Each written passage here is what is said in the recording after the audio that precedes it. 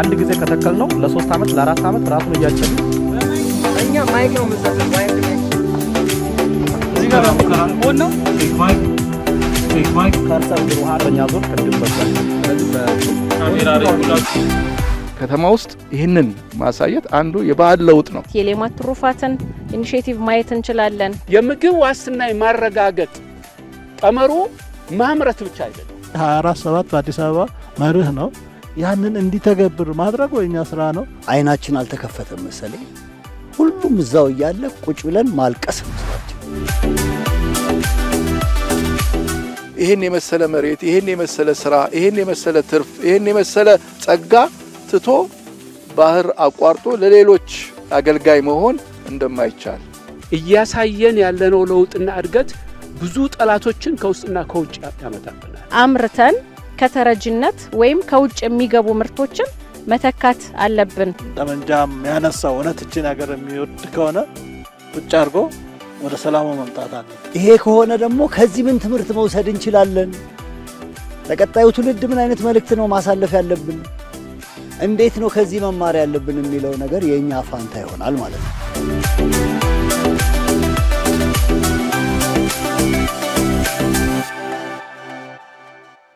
ሰላም እንደምን አላችሁ የተከበራችሁ ተመልካቾች? ይህ ከኢትዮጵያ ቴሌቪዥን ወደናንተ የሚደርሰው የዛሬት ኢትዮጵያ ነገን ዛሬ ሀገር በገበታ የተሰኘው ዝግጅታችን ነው። ኢትዮጵያ በረጅም ዓመት ታሪኳ አብሮነትን የጋራ ጥረትን የሚያጎላ ማህበራዊ እሴትን እየገነባች መጣች ሀገር ናት። ማህበራዊ እሴታችንን ከምንገነባባቸው መድረኮች አንዱ ደግሞ ገበታ ነው። በገበታ ሀዘንና ደስታን ለመጋራት ማዕድ አቅርበን ትላንት ዛሬና ነገን እያወራን ሐሳብ የምንቀያየርበት መድረካችን ነው። በዛሬው የሀገር በገበታ ዝግጅታችንም በአዲስ አበባ ቦሌ ክፍለ ከተማ ተገኝተን የተቀናጀ የከተማ ግብርና ልማት በሚከናወንበት በዚህ ውብ ስፍራ ላይ ውይይት እናደርጋለን።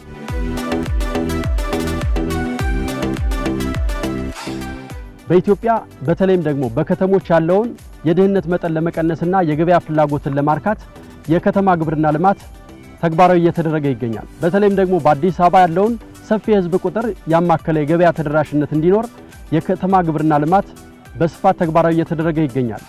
በዚህ በጀት ዓመትም በአዲስ አበባ ከተማ አስተዳደር 6000 ሄክታር መሬት በተለያዩ ሰብሎች ተሸፍኗል። በዚህ በቦሌ ክፍለ ከተማም አሁን በመንገኝበት ቦታ 27 አይነት የአትክልትና ፍራፍሬ ልማት ተግባራዊ እየተደረገበት ይገኛል። ከዚህም ባለፈም የእንስሳት ሀብት ልማትም ተግባራዊ እየተደረገ ይገኛል። በዛሬው ውይይታችንም ባለፉት 7 ዓመታት እንደ ሀገር በግብርናው ዘርፍ ለውጥ ለማምጣት እየተደረጉ ያሉ ጥረቶች ምን ስኬቶች አስመዘገብን፣ ምን ክፍተቶች አሉብን፣ በቀጣይስ ምን መሰራት አለባቸው በሚሉ ጉዳዮች ላይ ውይይት እናደርጋለን። ውይይቱን እየመራው ስማቸው ሸቴ አብሬያችሁ ቆያለሁ። እስከ ፕሮግራማችን ፍጻሜ ድረስ አብራችሁን ቆዩ።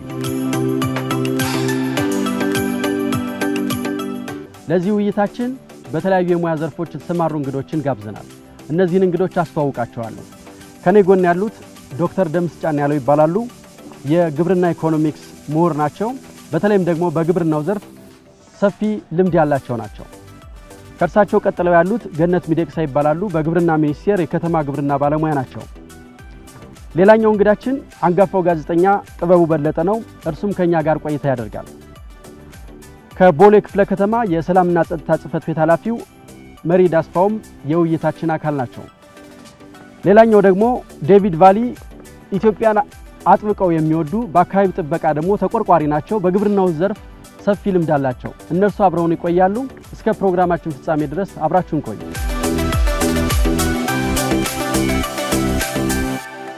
ተመልካቾች ይህ ከኢትዮጵያ ቴሌቪዥን ወደናንተ የሚደርሰው የዛሬት ኢትዮጵያ ነገን ዛሬ ሀገር በገበታ የተሰኘው ፕሮግራማችን ነው። ከጋበዝናቸው እንግዶች ባለፈ ደግሞ በቦሌ ክፍለ ከተማ በተለያዩ የሥራ ኃላፊነት ላይ ያሉና እዚሁ አካባቢም ደግሞ በከተማ ግብርና የተሰማሩ አርሶ አደሮች አሉ። ከዚሁ አካባቢ የተወጣጡም ደግሞ የማህበረሰብ ክፍሎች አሉ። እነርሱም ደግሞ እስከ ውይይታችን ፍጻሜ ድረስ አብረው ቆይታ ያደርጋሉ።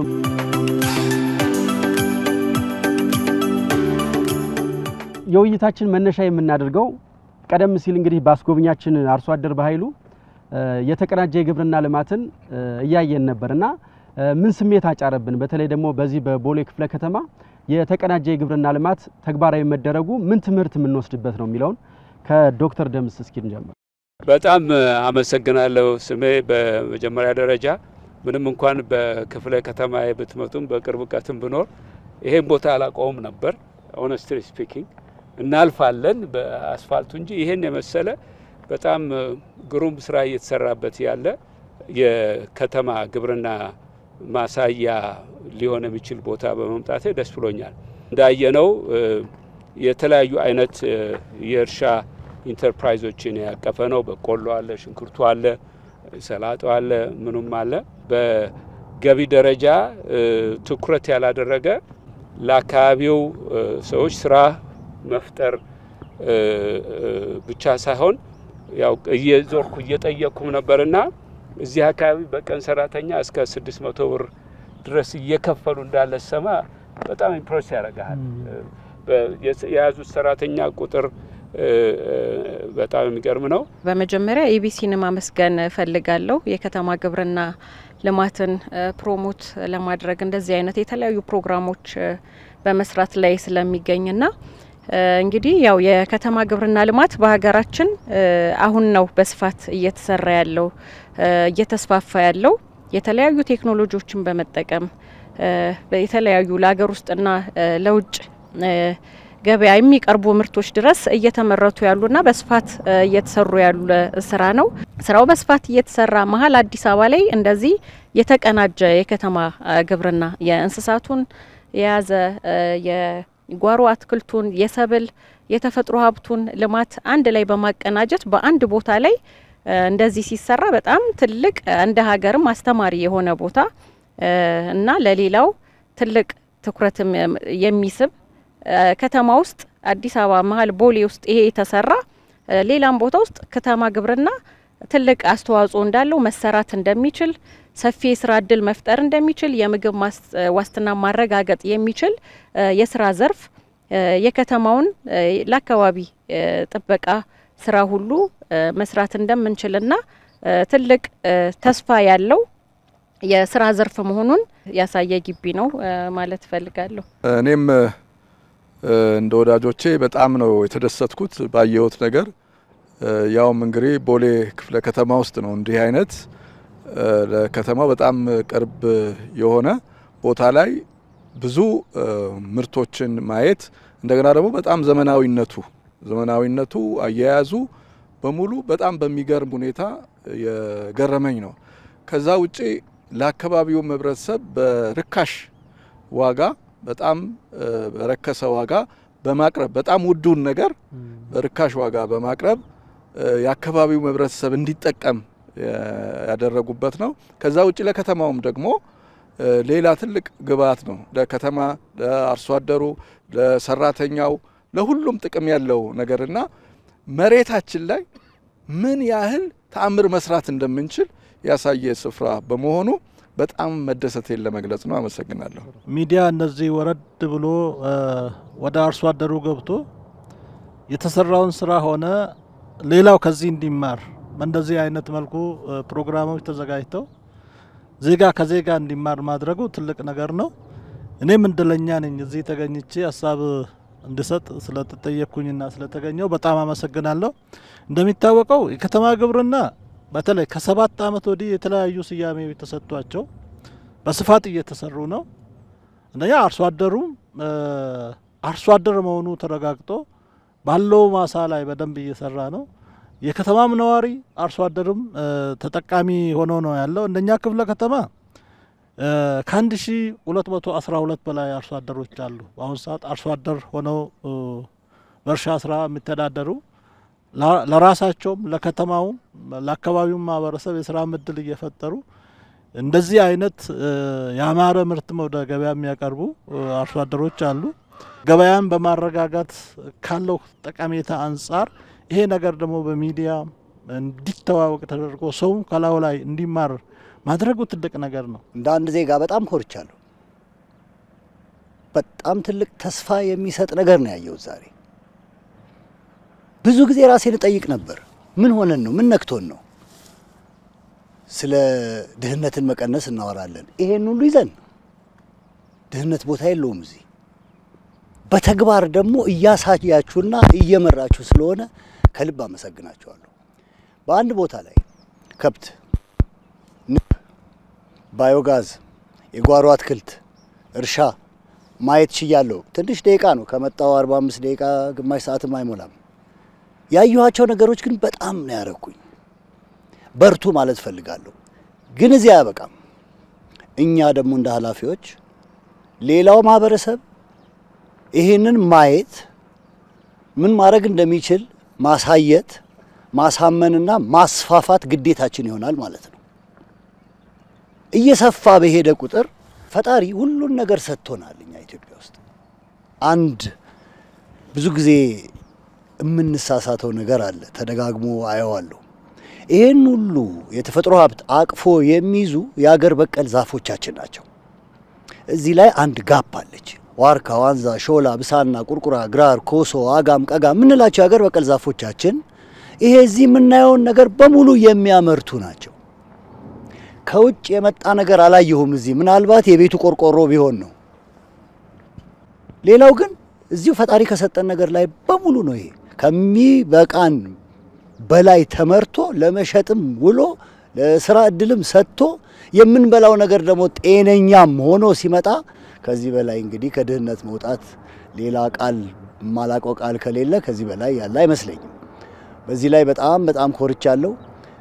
አንድ መልእክት አለኝ። ይሄ ምን ያመላክታል? አካባቢያችንን መጠበቅ እንዳለብን። ተሳስተን በፈረንጅ ማዳበሪያ የሚያበቅል መሬት ብቻ ለልጆቻችን የምናወርስ ከሆነ ተገዢዎች ነው የምናረጋቸው። ምሳሌ እርሻን ከወሰድን ኢትዮጵያ ውስጥ 41 አይነት የግራር ዘሮች አሉን። መሬታችን ናይትሮጂን ይጎለዋል። ናይትሮጂን ማለት ይሄ ነው።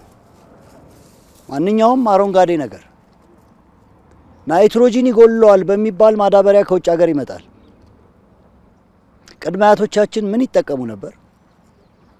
አሁን እዚህ የምናየው ግራር ባዝራ ግራር ነው። ይሄ 41 አይነት ግራሮች አሉን። የግራር ቅጠል 90% ናይትሮጂን ነው።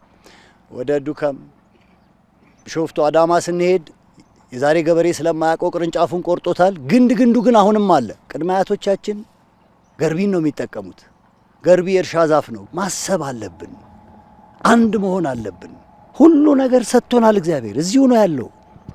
መቻቻል አለብን። ዛሬ ወንድሞቼ በታላቅ አክብሮት እግዚአብሔር ይስጥልኝ፣ በጣም አርክታችሁኛል፣ አመሰግናችኋለሁ። አፍሪካ ነፃ አልወጣችም እንላለን ብዙዎቻችን። አልወጣችም ደግሞ እንዲሁ በስም ነው እንጂ አልወጣችም። ነፃ የምትወጣው በእናንተ እጅ ነው። ራሳችንን ከቻልን፣ ከዕዳ ነፃ ከሆንን፣ ከብድር ነፃ ከሆንን ምን እንፈልጋለን ከዚህ በላይ?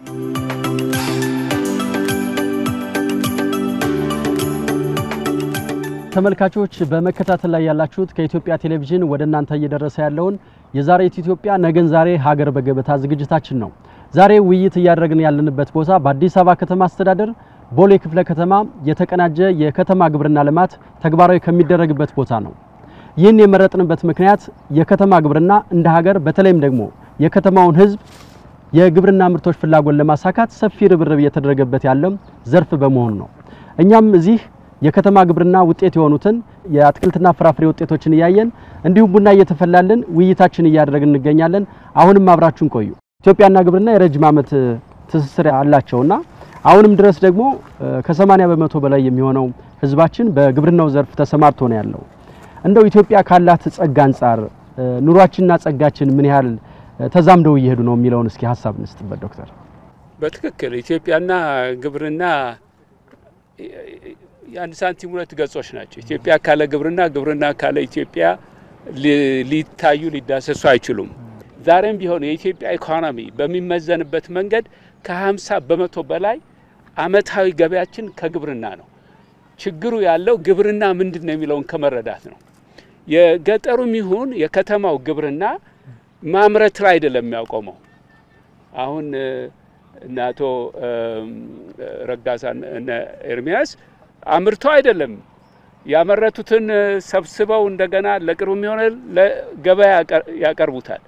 ኦኬ አስፈላጊ ከሆነ ለተለያዩ ነገሮች ይቀርባልና የስታቲስቲክስ አገልግሎት ከሚያወጣው መረጃ በመታይበት ጊዜ በአጠቃላይ በሀገሪቷ ውስጥ ተቀጥሮ ካለው ተቀጣሪ ሰራተኛ ስታሰላው 75 እስከ 80 በመቶ በግብርናው ዘርፍ ውስጥ ነው ያለው።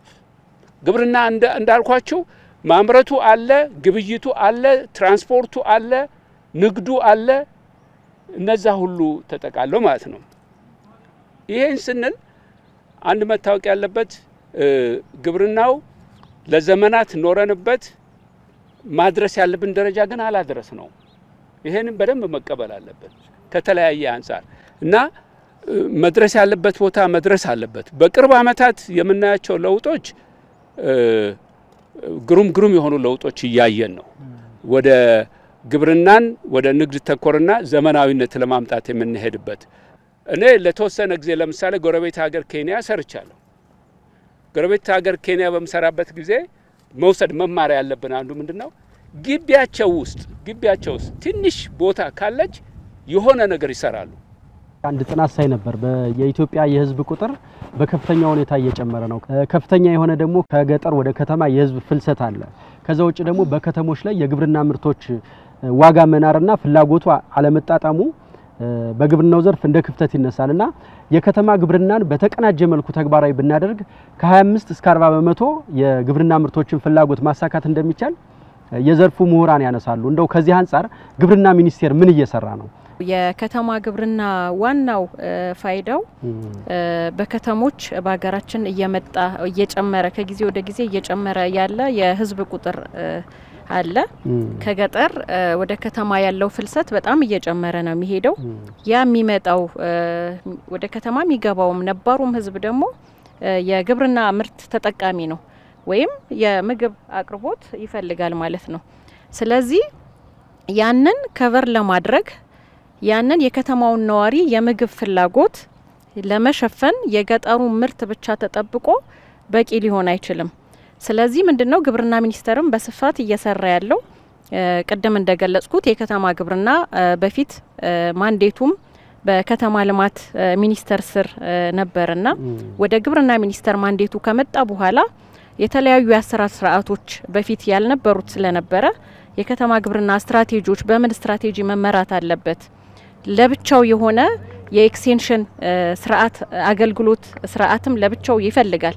የገጠሩና የከተማው ግብርና ኤክስቴንሽን አፕሮቻችን አንድ አይደለምና የተለያየ ቴክኖሎጂን ከመጠቀም አንፃር ከተማ ውስጥ ያለው የግብርና ተሳታፊ ራሱ በቴክኖሎጂ አቀባበል በትምህርት ደረጃው በሚሰራበት ቦታ ከገጠሩ ግብርና የተለየ ስለሆነ ለሱም የተለየ ፓኬጆችና የአሰራር ስርዓቶች ስለሚያስፈልጋቸው እነዛን የመስራት ስራ በዚህ አመት ስፔሻሊ የከተማ ግብርና በላይቭ ስቶኩም በክሮፕ ኤንድ ሆርቲካልቸርም ፓኬጆች ተዘጋጅተዋል። የኤክስቴንሽን አገልግሎቱም ለከተማ ግብርና ለብቻው ለየት ባለ መልኩ ተዘጋጅቶ ሰነዱ አልቋል። ከዛም አልፎ ደግሞ ነባሩን በከተማ ልማት ሚኒስቴር በ2011 ተዘጋጅቶ የነበረ የከተማ ግብርና ስትራቴጂን ሪቫይዝ ተደርጎ አሁን የመጨረሻው ፋይናል ድራፍት አልቆ ቫሊዴት የማድረግ የማስተዋወቅ ስልጠናዎችን የመስጠት ስራዎች ላይ ተገብቶበታል ማለት ነው። ስለዚህ የከተማ ግብርና ሰፊ ፋይዳ አለው። ኢቭን ቴክኖሎጂን ተጠቅመን አሰራር ስርዓቶችን ዘርግተን በሚገባው በተገቢው መልኩ ከመራ ነውና ከተሰራ የከተማ ግብርና ከተማውን መግቦ ወደ ገጠርም የሚወጡ ምርቶች ይኖራሉ ተብሎ ታሳቢ ተደርጎ ነው እየተሰራ ያለው ማለት ነው። ኢትዮጵያ ብዙ ጸጋዎች እንዳሏት በተለያዩ ስነ ቃሎች ራሱ ኢትዮጵያ ጋራ ሸንተረርሽ ወንዝሽ እያልን በስነ ቃልም እንገልጻለን። ብዙ ጸጋዎች እንዳሏት ኢትዮጵያ እንደው ካለን ጸጋ አንፃር እንደው የሥራ ባህላችንን አስተሳስረ እስኪ ሐሳብ ስትበት። የሥራ ባህል ስንል ከሌላውም ጋር ራሳችንን ማነጻጸር ያለብን ይመስለኛል። ዛሬ ዓለም የደረሰበት ደረጃ አለ። ዛሬ ዓለም ወደ ዲጂታል ዓለም ገብቷል እና ያ ደግሞ በስራ እንደሆነ እናያለን።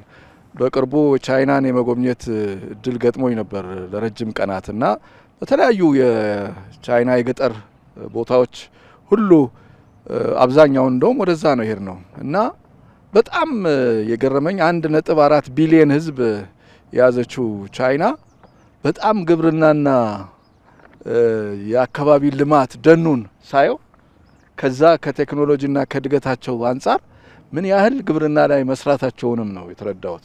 በጣም ብዙ ነገር እንደሰሩ ቀን ከሌት ሰርተው ከድህነት ራሳቸውን አላቀው ዛሬ የዓለምን ኢኮኖሚ በመምራት በማደግ በጣም ትልልቅ ደረጃ ላይ በመድረስ ይታወቃሉ። እንደው እዛ ሩቅ ምስራቅ ድረስ ሳንሄድ ደግሞ በሌሎችም በአፍሪካ ውስጥ እንደዚሁ ስናይ ከግብርና ጋር በተገናኘ ቅድም ዶክተር ደምስ ኬንያን የስራ ልምዳቸውን ገልጸዋል። ብዙዎቹ የአፍሪካ ሀገራት ስናይ ይሄ ቪሌጅ የሚሉት አለ እነሱ ወደ ከከተማ ወጥተው ወደ ገጠር የመኖር በተለይ በእድሜ ገፋ ሲሉ ወደ ግብርናው ያዘነበላሉ። ጡረታ መውጣት እንደውም ወደ ግብርና የመስራት ግብርና ውስጥ ሄዶ የመስራት ስራ ነው እንጂ የመድከም የመረዳት አይደለም። ስለዚህ ግብርና ራሱ ስራ መስሪያ እድሜ የሚያመጣ እድሜ ቀጣይ መሆኑን በጎረቤት ሀገሮች በነ ኡጋንዳ፣ ኬንያ፣ ታንዛኒያ ሌሎችም ብዙ የአፍሪካ ሀገራት ስንሄድ እሱን እናያለን። ስለዚህ በሀገራችን ኢትዮጵያ አሁን ይሄ እየተለመደ የመጣው ከተማ ውስጥ ይህንን ማሳየት አንዱ የባህል ለውጥ ነው። የስራ ባህላችንን መለወጥ ነው። እኛም አሁን መንቃት ያለብን ከድባቴ ውስጥ እስከዛሬ ድረስ ከነበርነው ድባቴ ውስጥ መውጫ መንገድ ማሳያ ባጭር ጊዜ ውስጥ እንዲህ መቀየር እንደሚቻል፣ ህይወትን መቀየር እንደሚቻል፣ አካባቢን መቀየር እንደሚቻል፣ ሀገርንም መቀየር እንደሚቻል ማሳያ መድረክ ስለሆነ ይሄ ትልቅ የስራ ባህላችንን እንደገና የሚያበረታታን ነው ማለት ይቻላል። አቶ መሪድ በተለይ የስራ ባህላችንም ያነሳን ነበር፣ ጸጋችንስ ተጠቅመናል ወይ ያልን ያነሳን ነበርና የርሶ ምን እይታ አለዎት ከጸጋችንና አሁን ካለንበት የኑሮ ሁኔታችን አንፃር ማለት ነው? ትልቁ ችግር የነበረው በፊት ጸጋችንን ያለማወቅ ነው።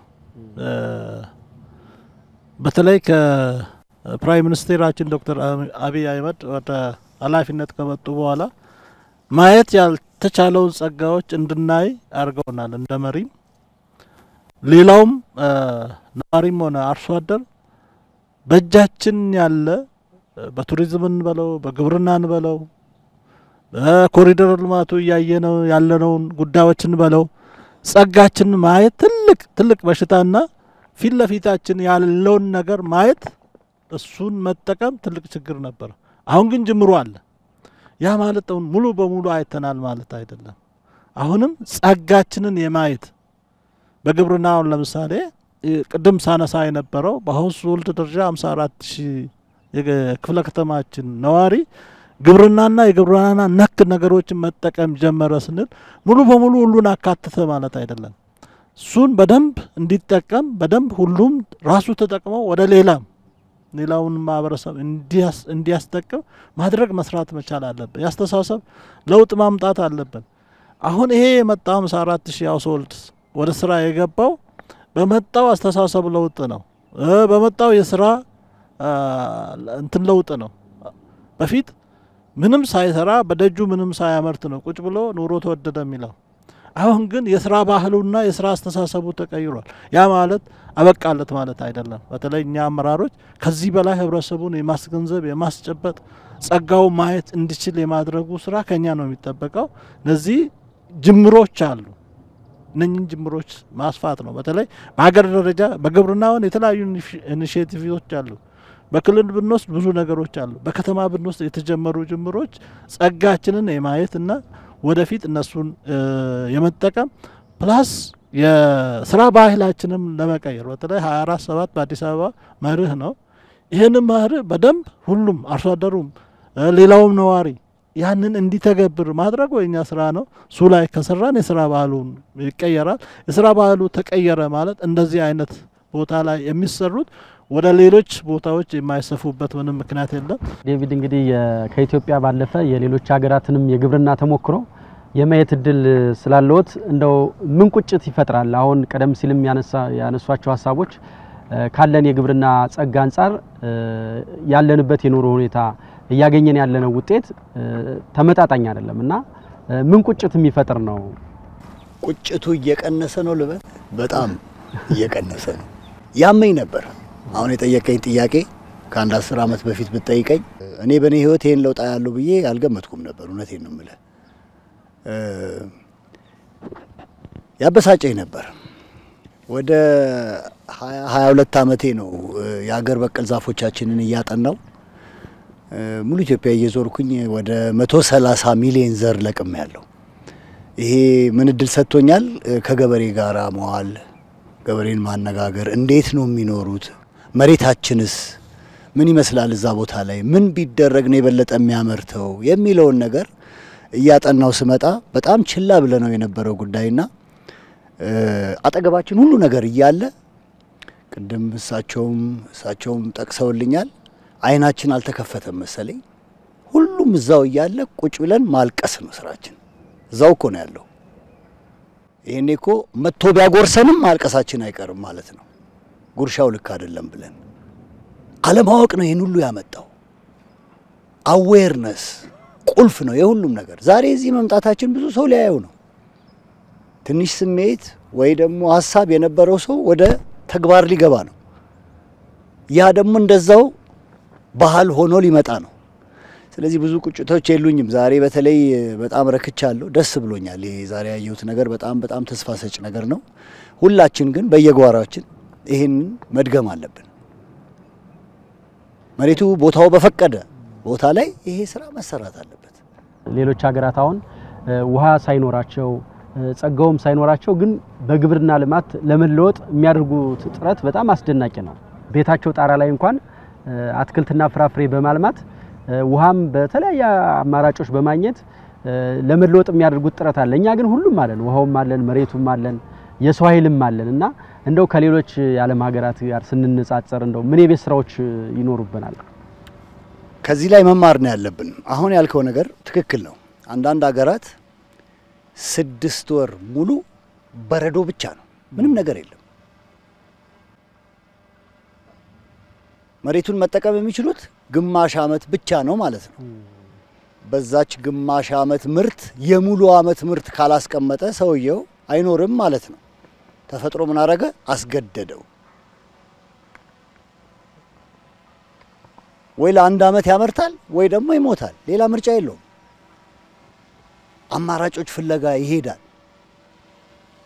እኛ ምናልባት ትንሽ ደፍሬ ሰነፍ የሆንበት ምክንያትም ሁሉ ነገር ስለተሰጠን ነው ልበል ይሄ ከሆነ ደግሞ ከዚህ ምን ትምህርት መውሰድ እንችላለን ለቀጣዩ ትውልድ ምን አይነት መልእክት ነው ማሳለፍ ያለብን እንዴት ነው ከዚህ መማር ያለብን የሚለው ነገር የኛ ፋንታ ይሆናል ማለት ነው አሁን ያልከው ነገር ትክክል ነው ብዙ ሀገሮች ውሃ የለም ወደ ቴክኖሎጂ ወደ ሌላ ፈጠራ ስራ ወደ ዋተር ኮንሰርቬሽን ወደ እንዲገቡ አርጓቸዋል እኛ ጋር እኮ እዚሁ ነው ወንዙ ሙሉ አመት ነው የሚፈሰው አሁን አይናችን እየተከፈተ ነው እያየነው ነው ሌሎችንም ማሳመን ማስተማር ሳቸው እንዳሉት መጥቶ ይሄን ማየት መጎብኘት እንደዚህ እኮ መስራት ይቻላል ብሎ ማሳየት ትልቁ ስራችን ይሆናል ብዬ ገምታለሁ ኢትዮጵያ ለግብርና እንጃ ሀገሬ ስለሆነች ሳይሆን 12 የግብርና ስነ ምህዳር 18 አካባቢ በሰብ ስትሄድ ወደ 30 ያ ማለት በተለያየ ወቅት በአመቱ ውስጥ የተለያዩ ነገሮችን አባንደንትሊ ለማምረት የሚያስችል እንትን ተሰጥቷል ግን በጥቂቱ የሚፈሱ አሁን እንደዚህ ውሃ እየፈሰሱ እንኳን ውሃን በትክክል መጠቀም እና ለውጤታማነት መጠቀም መቼ ነው የጀመርነው ብለን ብንጠይቅ በጣም ይገርማል እኔ ዛሬ 15 አመት ሊሆነው ነው መሰለኝ ለአንድ ስራ ቱኒዝ ሄጄ ነበር የአፍሪካ ልማት ባንክ ስራ ነው ለማማከር ነው የሄድኩት በአፍሪካ ውስጥ የግብርና ውሃ ልማትና አጠቃቀም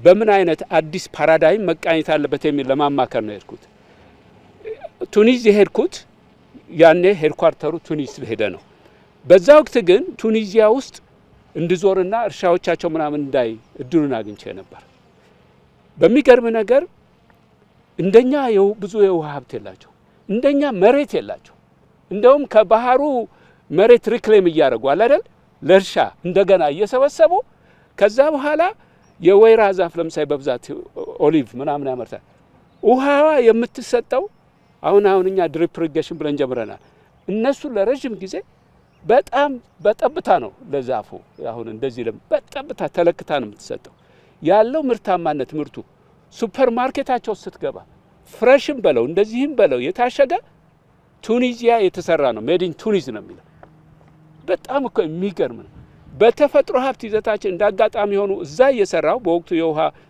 ሚኒስተራችን አቶ አስፋውና የኤልፓ አቶ ምረት ለሆነ ለአፍሪካ ልማት ባንክ ሊነጋገሩ መጣው ውይይት አድርገንበታል ምንድነው የኛ ችግር ቅድም በተደጋጋሚ ተነስተዋልና ይሄ ነገር በጣም ማየት አለብን በሁለተኛ ደረጃ ማየት ያለብን ቅድም አቶ መረድም እንዳልነው በአብዛኛው ከመሪዎቻችን መጠበቅ ያለብን እዚህ ደረጃ ድረስ ደርሰው እንዲያመርቱ አይደለም አቅጣጫና አመራር እንዲሰጡ ነው አሁን በጣም ትክክለኛ የሆነ አቅጣጫና አመራር ላይ ደርሰናል መጠቀም ያለብን እኛ ነን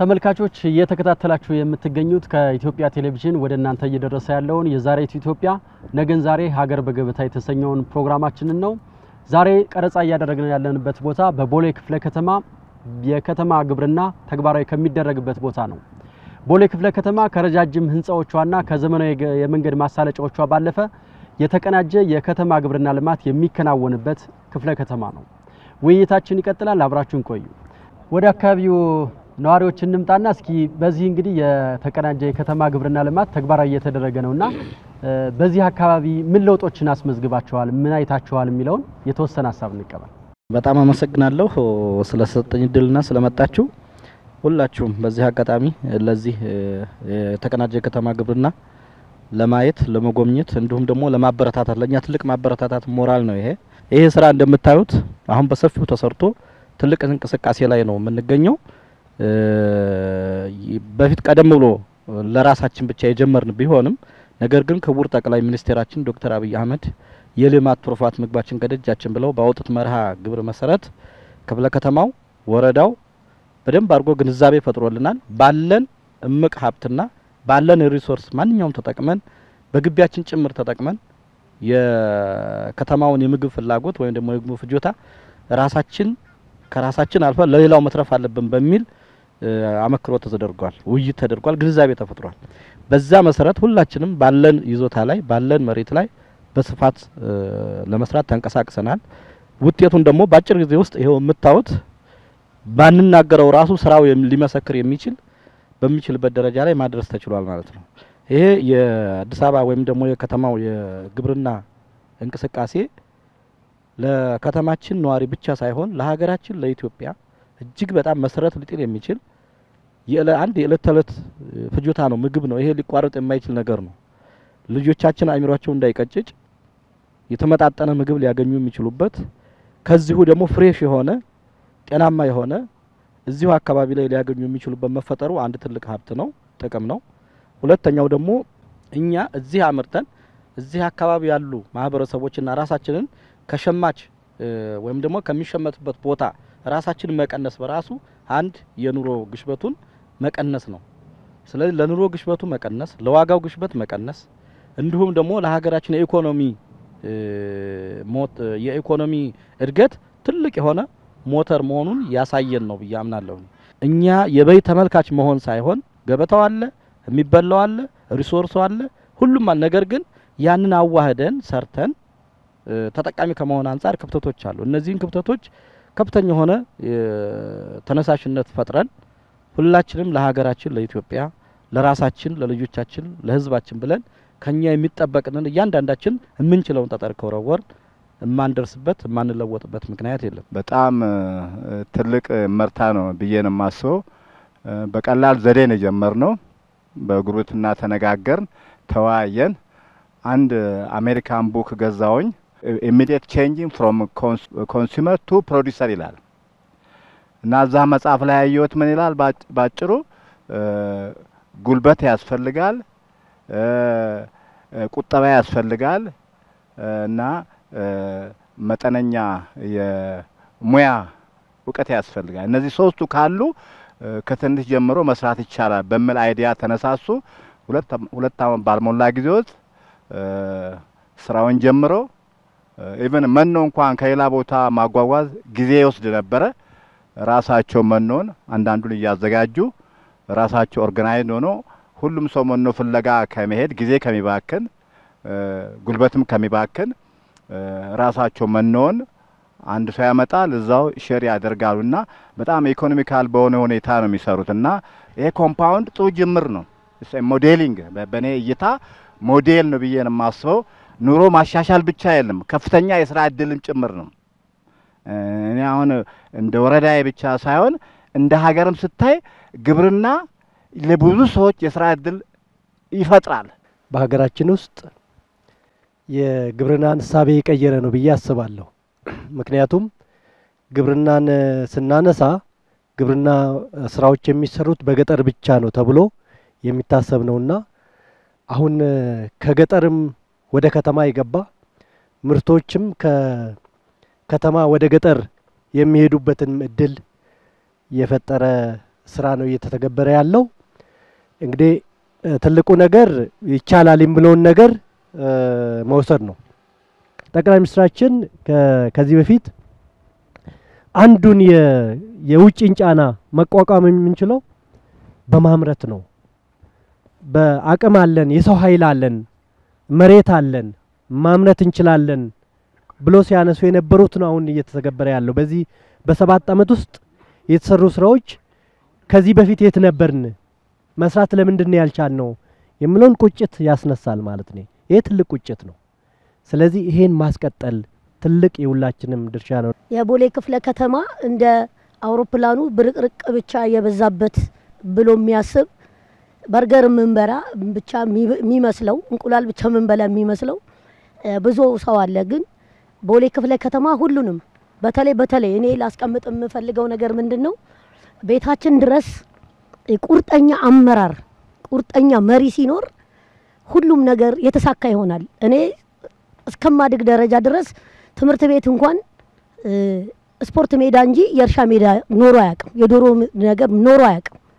እኔ እስካደኩበት ደረጃ ድረስ ማለት ነው። ዛሬ ግን እኔ በጣም ትልቅ ዋጋ የምሰጠው የቦሌ ክፍለ ከተማ ዋና ስራ አስፈጻሚያችንን ነው። በየቤታችን ዶሮ 5 እየተሰጠን ከጓደኞቻችን ጋር ተደራጅተን ሁሉም በቤቱ በደጃፍ ላይ ዶሮ የሌለው ቤት የለም። በሃይላንድ በቁርጥራጮች እቃ ሰላጣ የሌለው ቤት የለም። ጥቅል ጎመን የሌለበት ቤት የለም። ሰንበት ገበያችንና ሱቅ ላይ የሚሸጥ ሰማይና ምድር ሽንኩርት አሁን 30 ብር አለ። ሱቅ ደግሞ ስትሄዱ 60 ብር ነው። ድንች 40 ብር አለ። ሱቅ ደግሞ ስትሄዱ 60 ብር ነው። በጣም ልዩነት ያለው ነው። ያው የገበያውንም ነገር ልንገራችሁ ብዬ ነው። ተመልካቾች እየተከታተላችሁ ያላችሁት ከኢትዮጵያ ቴሌቪዥን ወደ እናንተ እየደረሰ ያለውን የዛሬት ኢትዮጵያ ነገን ዛሬ ሀገር በገበታ የተሰኘውን ዝግጅታችንን ነው። እዚህ ቀረጻ እያደረግን ያለነው በቦሌ ክፍለ ከተማ የተቀናጀ ግብርና ልማት ተግባራዊ እየተደረገ ባለበት ቦታ ነው። አሁን ቡና እየተፈላ ነው፣ ዳቦም ቀርቧል ማለት ነው። ዳቦውን ይቆርሱልናል። እሺ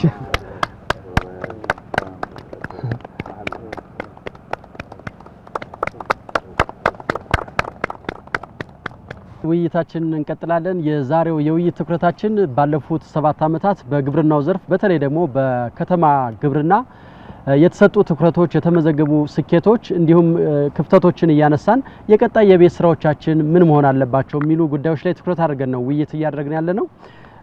እስኪ ዶክተር በተለይ በኢትዮጵያ ባለፉት 7 አመታት ለግብርናው ዘርፍ ትኩረት ተሰጥቶ በመሰራቱ እንደ ሀገር የሚያኮሩ ውጤቶችን አይተናል። ስንዴን እንደምሳሌ መውሰድ እንችላለን። በተለይ ስንዴ ኢትዮጵያ ከውጭ ሀገራት ጭምር ያስገባች በእርዳታም በግዥም ከፍተኛ ውጭ ምንዛሬ የምትጠየቅበት አንዱ የግብርና ምርት ነበር።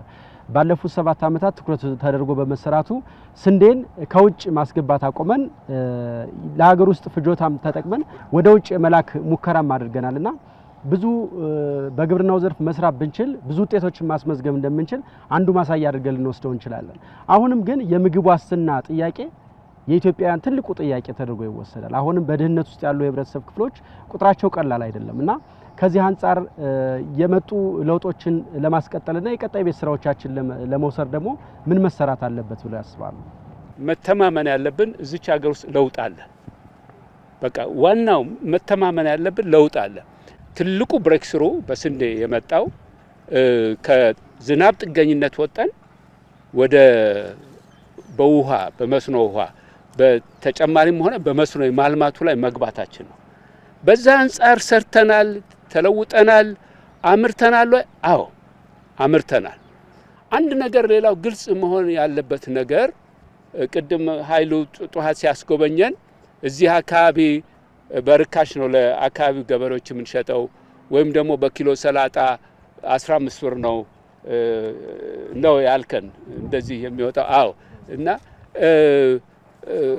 በመጀመሪያ ደረጃ ይሄ ቸርነቱ የገበሬው እንዳለ ነው። ከተማ የሚሆን ገጠር ምን ጊዜም እንዳለ ነው። ግን ገበሬ እኛ ከተማዎችን ለመቀረብ የተፈጠረ ባሪያ አይደለም። ይሄንን ማወቅ አለብን። ገበሬ እንደማናቸውም በግብርና ኢንተርፕራይዝ ውስጥ ሰርቶ የራሱንና የቤተሰቡን ኑሮ ቀይሮ እሱም ወደ ተሻለ ደረጃ ለመድረስ የሚተጋ የሚለፋ ነው። የምግብ ዋስትና ሙሉ ለሙሉ በቤተሰብ ደረጃ አረጋግጠናል ብለን ልንነሳ አንችልም። ግን ያንን ለማረጋገጥ ቅድም እንዳልኩ ገበሬው ስለሚያመርት በነፃ ወይም ደግሞ በርካሽ ይሽጥ ማለት አይደለም። የገዢውን አቅም ማጎልበት አለብን። ለዛ የተለያዩ ፖሊሲዎችን መከተል አለብን። ኦኬ ከድህነት አንፃር ላነሳው ዛሬኮ በፐርሰንት ካየኸው በአሜሪካ ውስጥ ከድህነት ወለል በታች ያለው ህዝብ 14-15% በታች ነው። እኛ ጋር ወደ 20 አካባቢ ነው። አንራራቅም እኮ እርግጥ ብዙ ጊዜ እንዲህ ስናገር በቃ አንተ እኛን እንደዚህ እኔ ለመሸንገል አይደለም። መረጃውን ከተጠቀምን መረጃው ይሄ ነው የሚያሳየው።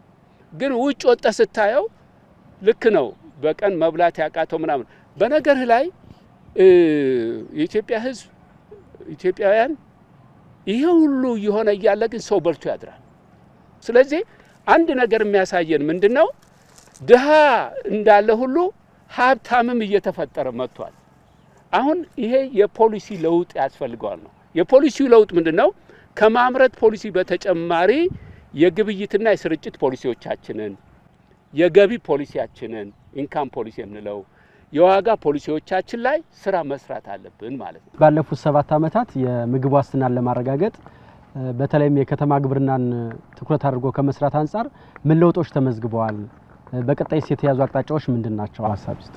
ከ7 ዓመት በኋላ የመጡ ለውጦች ከተማ ግብርና ላይ በግልጽ የሚታይ ነው ማለት ነው። ይሄም ቀደም ወንድሜ እንደገለጹት ክቡር ጠቅላይ ሚኒስተራችን በሳቸው ኢኒሼቲቭ ነው ከተማ ግብርና ከተማው ራሱን አምርቶ መመገብ አለበት በሚል ሴንስ ከሳቸው በመጣው አመራር ሌላውም ከታች ያለ አመራር ይሄንን ተቀብሎ ትኩረት ሰጥቶት ልዩ የሆነ በጀት መድበው ትልቅ ስራ የሚሰሩ አዲስ አበባ መውሰድ እንችላለን፣ ኦሮሚያን መውሰድ እንችላለን። ኦሮሚያ ክልል ላይ ባሉ 23 ከተማዎች ላይ በጣም በሰፊው የከተማ ግብርና እየተሰራ ነው። ሸገርን ብንወስድ በጣም በልዩ ትኩረት ይሰራል። ሌሎችም ከተሞች ላይና አመራሩም ትኩረት ሰጥቶት እየሰራ ያለው ከዚህ ከ7 ዓመት በኋላ ነው ያለው ማለት ነው። ስለዚህ ይሄ ለውጥ መቀጠል አለበት። ይሄንን ያለነውን ያመራል ትኩረት ተሰጥቶት በተለያዩ ነገሮች ተደግፎ ስራውን ለማሳደግ እየተሰራ ያለውን ስራ ደግሞ ባለሙያውና ዘርፉን የሚመሩ አመራሮች ኢቭን ተጠቃሚዎቹም ይሄንን መልካም አጋጣሚ ተጠቅመው መስራትና ለውጥ ማምጣት ይገባል ማለት ፈልጋለሁ። እንግዲህ አጠቃላይ እንደ ግብርና ስናይ ከ7 ዓመት ወዲህ ያለ እንደ ግብርና ሚኒስተርም እንደ ሀገርም መንግስት ትኩረት ሰጥቶት እየሰራ ያለበት የሌማት ትሩፋትን ኢኒሼቲቭ ማየት እንችላለን። የአረንጓዴ አሻራ አለ፣ የበጋ ስንዴ አለ።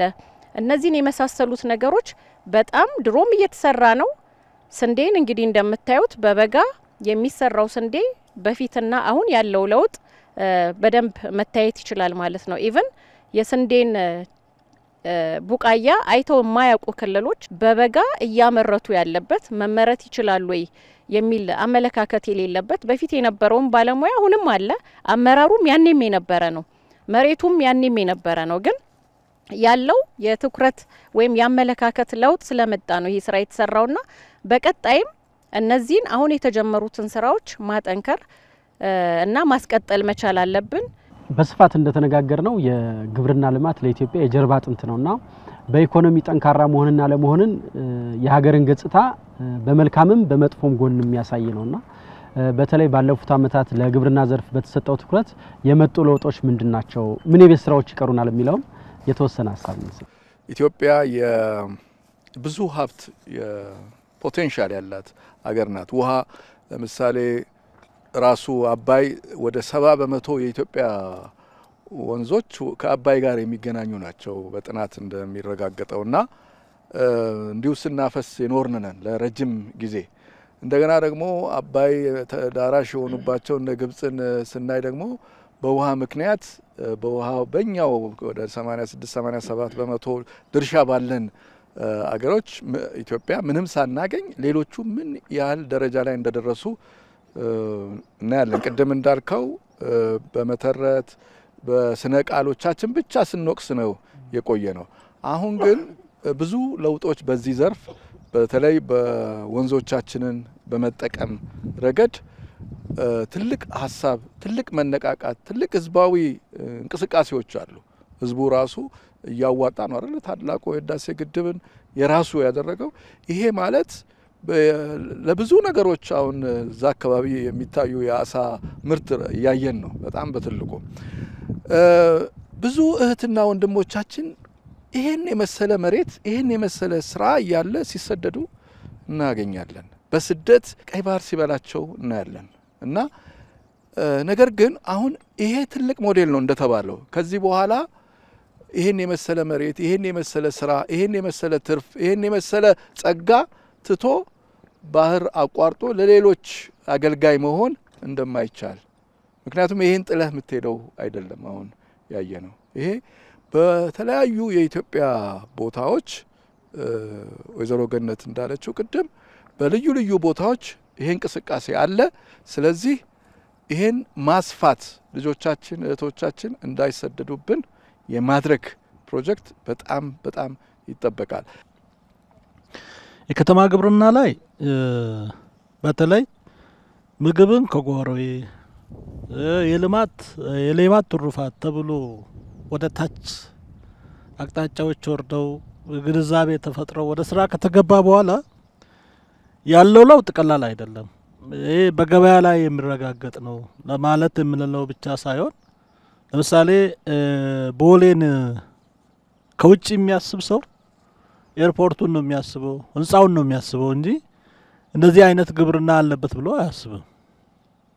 ግን በከተማ ግብርና ቦሌ ብዙ ቦታዎች እየተሰራ ነው። አርሶ አደሩ ጋር ብቻ አይደለም በተቋማት ጭምርም እየተሰራ ነው። ሙሉ በሙሉ የኑሮ ውድነት ጠፍቷል ባንልም ተጽዕኖውን ቀንሶታል። ወንድሜ ቅድም ብለዋል፣ ተጽዕኖውን ቀንሶታል። እንደዛ ባይሰራ ኖሮ አሁንም ባለበት ገበያ አይደለም። ሌላ ይቅር አምና ሽንኩርት በዚህን ሰዓት ስንት ነበር? ወደ 100 ገብቶ ነበር ኪሎ። አሁን እኮ ከ35 እስከ 40 ሰንበት ገበያ ላይ ይገኛል። ለዚህ እነኚህ ለውጦች የበለጠ ማጠናከር እነኚህን የከተማ ግብርና ኢኒሼቲቮች እንደ አዲስ አበባ ነው የምናወራው የበለጠ ማጠናከር አስተሳሰባቸው ያልተቀየሩ ደግሞ የክፍለ ከተማችን ነዋሪዎች ካሉ ከዚህ መጥቶ ልምድም እንዲወስዱና ተቀይሮ ወደ ገበያም ወደ ራሳቸውን መቻል እንዲገቡ ከሰራን ተጀነበረው ይህንን ጅምር የበለጠ ካጠናከር እርግጠኛ ነኝ ለውጥ ይመጣል። በዚህ 7 አመት አቅጣጫና ፖሊሲውና እሳቤው በተጨባጭ እንደ ቦሌ ክፍለ ከተማ ሆነ እንደ አዲስ አበባ ለውጥ አምጥቷል። በገበያ ማረጋጋትና በኑሮ ውድነቱም ላይ የራሱ የሆነ በጎ ተጽዕኖ አሳርፏል። ይህንን የበለጠ ከችግር እንድንወጣ ደግሞ የኛም ጥረት የመሪዎች የህብረተሰቡን የመቀየር የህብረተሰቡ ደግሞ የስራ ባህል አስተሳሰቡን የመቀየርም ስራዎች ከሁላችን ይጠበቃሉ። የተከበራችሁ ተመልካቾች እየተከታተላችሁ ያላችሁት ከኢትዮጵያ ቴሌቪዥን ወደ እናንተ እየደረሰ ያለውን የዛሬት ኢትዮጵያ ነገን ዛሬ ሀገር በገበታ ዝግጅታችንን ነው። ዝግጅታችን አሁንም እንደቀጠለ ነው። አብራችሁን ቆዩ ተመልካቾች። እንደ ሀገር የኢኮኖሚን ጉዳይ ስናነሳ ሰላምና ኢኮኖሚ የማይነጣጠሉ ጉዳዮች ናቸውና ከድህነት ለመውጣት የምናደርገውን ጥረት እንደ ሀገር እየተከሰቱ ያሉ የሰላም እጦቶች ወደ ኋላ የሚጎትቱ ነው እናገኛቸዋልና የተከበረች ኢትዮጵያን ታሪኳን የሚመጥን የዳበረ ኢኮኖሚ የምናይባት ኢትዮጵያን እውን ለማድረግ ሰላምን ከማረጋገጥ አንፃር የህዝብን አብሮነት ከማረጋገጥ አንፃር እንደ ሀገር ምን የቤት ስራዎች ይጠበቁብናል የሚለውን ሐሳብ እናንሳ። አሁን ደረስንበት የምንለው ደረጃ በተለያየ ምክንያት በውስጥም በውጭም ትንኮሳዎችና መበጥበጦች፣ ግጭቶች፣ ጦርነት ባይኖርብን የት ነበር ምን ደርሰው ብለን እናስብ። ምንም ጥያቄ የለውም የትና የት እንሄድ ነበር።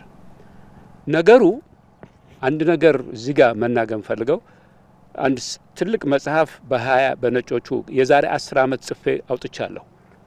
እዛ መጽሐፍ ላይ ኢትዮጵያ እነዚህ ጉዳዮች ላይ ትኩረት ካላደረገች በሚቀጥሉት አመታት ከፍተኛ ተግዳሮቶች ይገጥማታል ብዬ አንድ 30 ምናምን ኢሾች አንስቻለሁ። አንደኛው እያሳየን ያለነው ለውጥና እድገት ብዙ ጠላቶችን ከውስጥና ከውጭ ያመጣብናል። ያንን ቀድመን ተዘጋጅተን ይሄ ከ10 ዓመት በፊት ነው የጻፍኩት። ስለ ጻፍኩት ነው የምናገረው። ኦኬ አንደኛው በውስጥ በራሳችን፣ ሁለተኛው የኛ እድገት የኛ ራሳችን መቻል የሚጠሉትና የነሱ ሸቀጦችና ምርቶች ማራገፊያ ሲያደርጉን የነበሩ ድንበር ዘለል ኩባንያዎችና አደጉ የሚባሉ ሀገሮች በግልጽ የጻፍኩት ነው። ሶስተኛው ኢቭን የአፍሪካ አንዳንድ የአፍሪካ ሀገር መሪዎች ሊነሱብን ይችላሉ። ወንድሞቼ ይሄንን በመጽሐፍ ላይ የጻፍኩት ነው የዛሬ 10 ዓመት። ምክንያቱም ከምንም ተነስተን እኛ በግብርናው ቅድም እንዳልከው ግብርናና ኢትዮጵያ ያን ሳንቲም ወልገጭታ እንደሌሎቹ በጣም ይሄን ያህል የተጋነነ የማዕድን ሀብትም ቢኖረን የተጋነነ ነዳጅም በለው ምን የለን ግብርናው ጋር ነው ያለን። በግብርና ላይ ተንተርሰን እንደዚህ አይነት ለውጥ የምናመጣ ከሆነ ይነሱብናል። እንዳልኩትም ተነስተውብናል። ምንም ጥያቄ የለውም። የሚገርመኝ ግን እቺ ሀገርና ህዝቡ ይቋቋማል፣ እየተቋቋመው ነው። የተፈጠረው ቀውስ ማሳደር ነበረበት ብሎ ከሚጠበቀው ተጽዕኖ በጣም በታች ነው ተጽዕኖ አሁን። በዛ ምክንያት የተፈጠረ ገጭቋ የለም ማለት አይደለም። ቢገለበጥ ግን ሰላም ቢኖር አንደኛ ያ ሰላም ትልቅ ግብአት ነው። ማምረት ብቻ እኛ አሁን እዚህ ቦሌ ክፍለ ከተማ እንዳለን ቅድም አቶ መረድ ሌሎችም እንዳሉት የሚታሰበው በህንጻዎች መካከል ያለ ክፍለ ከተማ ነው በሚባለው ቦታ ላይ ያለ ነው። ለመሰረተ ልማት ለዋናው መንገድ እኮ ትንሽ ነው ገበያ ነው እዚህ ውስጥ። ግን ለአገር አቀፍ ደረጃ የምታይ ከሆነ ግብርና እና የግብርና ምርት እንቅስቃሴን ይፈልጋል። ሁሉም ምርት አንድ አካባቢ አይመረትም። አንደኛው ምርት ከተመረተበት ወደ ሌላኛው ሄድና ያ አካባቢ ያመረተው ምርት ደግሞ ወደ ሌላው ማድረስ አለበት። ለዚህ መንገዶች የትራንስፖርት ሰጪ አካላት እንቅስቃሴው ሰላማዊ በሆነ መንገድ ውስጥ መሄድ አለባቸው። ያ ባለመሆኑ የተፈጠረ ተጽዕኖ አለ። በሁለተኛ ደረጃ ነጻነት ያስፈልጋል ለአመራቾቻችን። ገበሬዎቻችን የሚጠይቁት ጥያቄ ምንድነው? በነጻ በሚንቀሳቀሱበት ጊዜ ማምረት አይደለም ውጤቱ፣ ለነሱ ያመረቱትን ሸጠው ተጠቃሚ መሆን ነው። ገበያው ላይ ስራ መሰራት አለበት በዋጋ አንፃር። በአለማችን ወይም እንደ ሀገርም እንደ ዓለም አቀፍ ደረጃም ያለ የጸጥታ ወይም የሰላም መደፍረስ ግብርናው ላይ በሀገራችን ግብርና ላይ በጣም ትልቅ የሆነ ተጽዕኖ ነው የሚያሳድረው። ከተማ ግብርና አሁን ምን ላይ ነው ያለው? ጅምር ላይ ነው ያለው። በጣም ጥሩ የሆነ ጅምር ከአመራሩ ትኩረት ብናይ ካሉት ቀድሞ የሌሉ አሰራር ስርዓቶችን ከመዘርጋት የሰው ኃይል ከማጠናከር አምራቹንም ዜጋ ከማበረታታት አንጻር ስናይ በጣም ጥሩ ጅምር አለ።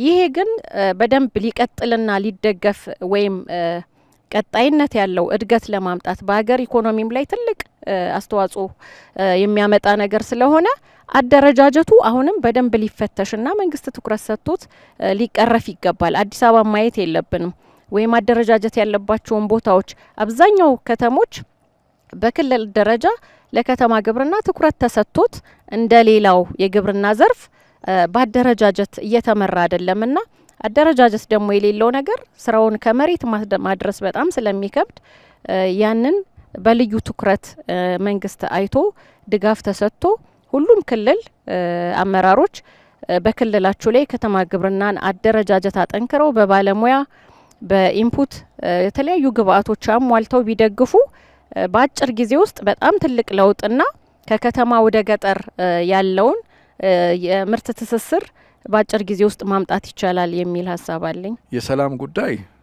ያው በጣም ትኩረት ልንሰጠው የሚገባ ነው። እንደ ሀገር እንደ ህዝብ ኢትዮጵያ አቅም እንዳይኖራት ሁሉ ጊዜ የእርስ በርስ ግጭቶች በውስጧ እንዲፈለፈሉ ብዙ ሽረባዎች አለ። ይሄንን ግን ነቅቶ ማወቅ ይፈልጋል ትውልድ።